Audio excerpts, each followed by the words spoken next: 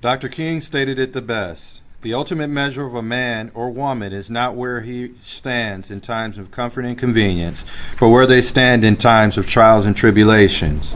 And this point rings true for the many city employees and volunteers who are working diligently on our streets today to ensure that we put in the proper measures of flood mitigation we possibly can.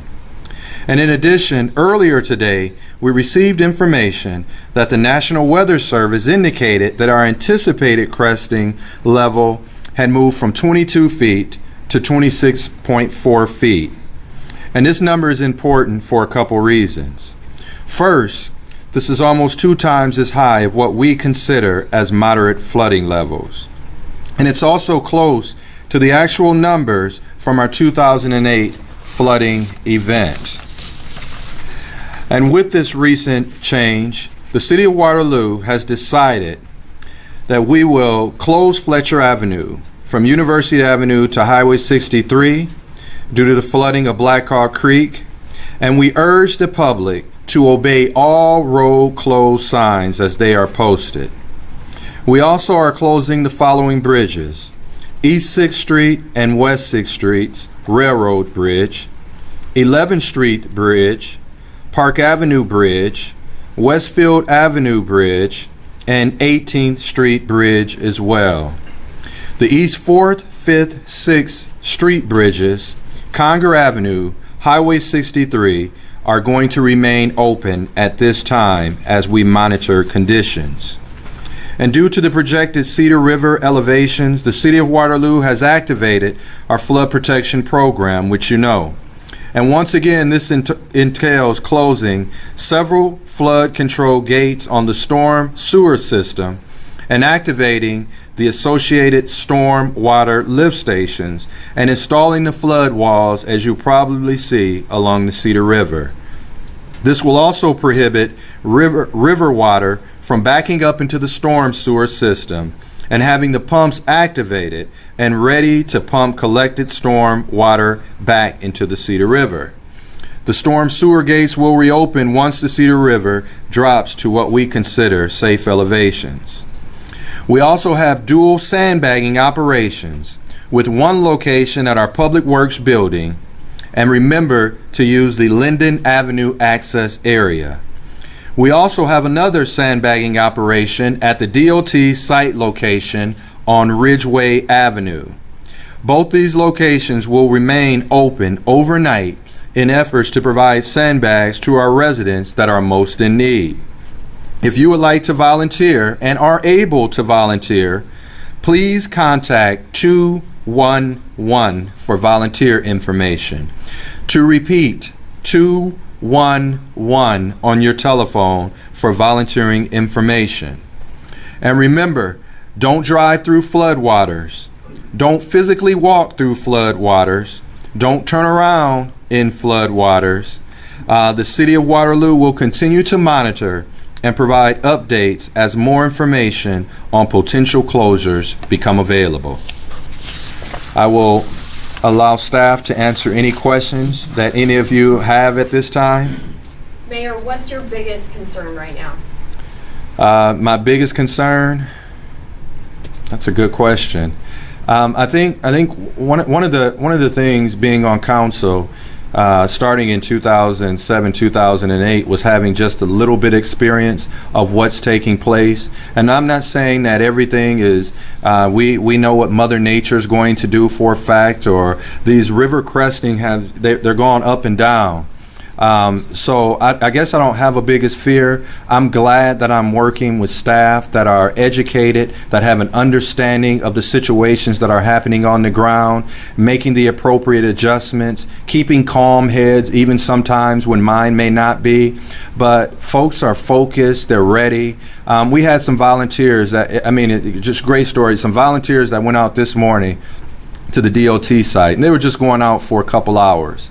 And they're still there. They're still there working, sandbagging, and to see how a community comes together like this has just been awesome to see in a time like this. So the storm is not over.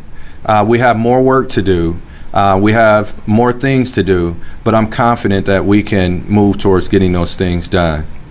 So I guess I didn't answer your question, but I did. Can you talk about how the lessons of '08 have helped this year? Well, is there anyone on staff that would like to talk about some of these things instead of me?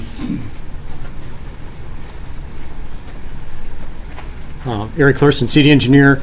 In 2008, we certainly had some issues, and we've learned from those things. We've rehabbed one pump station. We've added 7 new ones. We've made a number of repairs in the system where we had problems. So I think we're feeling much more confident that we're in much better position this time around than we were in 2008. Everything seems to be working properly. One of our big concerns maybe would be if we get a lot of rain Saturday night or Sunday when the river's at its highest level. That may cause some issues, but we'll just have to wait and see. We're preparing for that. Just everybody hope and pray that Mother Nature doesn't put too much on us, or maybe none would even be better. Is there a magic number, Eric, in terms of crest? Well, I'm actually talking about rainfall. Once we have all the gate wells closed, all the bridges closed, that sort of thing, then if we get rain on the dry side, we'll say that's what we have to pump over into the river, and that's what can be challenging at times. We're much better prepared than we were in 2008, but we really hope that we don't get a lot of rain while the river's at its highest peak. Do you expect to see any flooding in downtown with the level numbers you see coming in right now? Right now, we're not expecting any. Again, the caveat is additional rainfall probably Saturday evening, Sunday. What places do you expect to see flooding, no matter what, at this point? Well, I think some of the low-lying areas, areas that are in the floodplain, probably more downstream along the river, would be my best guess. Yes, Pat? Where do you need volunteers, and what kinds of work do you need them to do? As the mayor said, anyone that wishes to volunteer, if they call 211, Volunteer Center is coordinating all volunteers. Probably the biggest thing right now would be people to help fill sandbags, and then the Volunteer Center, I think, can also tell folks where to go to help place those. So that's probably the big thing right now. City crews are doing really well, getting all the things in place, closing the bridges, getting the pumps out, all that sort of thing. That work is probably a little more dangerous than filling sandbags, so we'd rather do that with our own people and not have volunteers in harm's way. So the big thing is probably filling sandbags or placing sandbags. If I had sandbags, right, it's not a situation where you think any part of the system is going to be compromised or anything at this point, right? No, we don't believe so. Are there collection points for the sandbags? I saw there was a bunch just outside of Young Arena, or is it just going to be the 2 sites? For the public, it's the 2 sites, the DOT site on West Ridgeway and then our Public Works building on Glenwood. We do have a few sandbags stockpiled in a few places, kind of just in case. In 2008, there was some sandbagging at the Ice Arena, Center for the Arts, that sort of thing. So we're at least getting some bags out in some places in case we need them. I saw the police chief post Cedar Terrace asking for volunteers. Is that still correct? That's still correct, but we really would prefer that people call 211 so that they get direction from there. We're trying to centralize that so that we get people spread out where they're really needed. And any age limits on either side for? Good question. I would say probably 14 and older. With the approval of a parent or yes, guardian. obviously you need to have your parents' approval if you're some of our younger students. So. Eric, some of the downtown properties were sandbagged in '08. Is there a need for that this time, or how should downtown property owners and residents feel about staying downtown right now? Well, at this time, we don't think we're going to need to do any sandbagging downtown. Again, in 2008, we had some pretty heavy rains, again, when the river was really high, and we struggled to get all the water pumped over. But again, we think we're in a better position. We've made some changes, made some fixes. Right now, we don't anticipate that, but again, the sandbagging facilities are going to be open. As the mayor mentioned, Public Works will probably stay open something beyond that time, and we'll be stockpiling some bags, so we'll be as ready as we can be. Any areas you expect to evacuate? I don't believe so. I don't think anything in Waterloo. All right, and one thing I forgot to mention quickly, the National Weather Service has indicated cresting to take place, I believe, roughly about 1 o'clock p.m. or so. in Cedar Falls, and with the city of Waterloo, the expectation is around 7, 8 o'clock p.m.